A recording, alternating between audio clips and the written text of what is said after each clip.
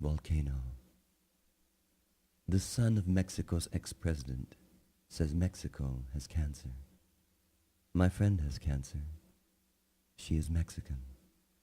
But a country is not a body of cells.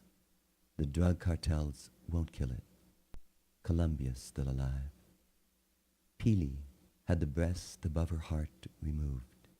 She now sits for 3 hours every 3 weeks while chemotherapy drugs thread into her vein, which kill any remaining cancer cells, but also kill any fast-growing cells of the body, like hair and intestinal epithelium.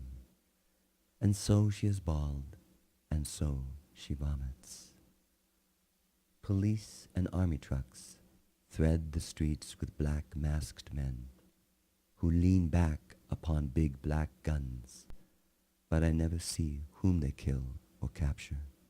And my next-door neighbor, who is a policeman, had his house robbed in broad daylight. I sit and hold Pili's slender hand while I watch massive white clouds gather above a blue volcano. We are not the sum of our parts.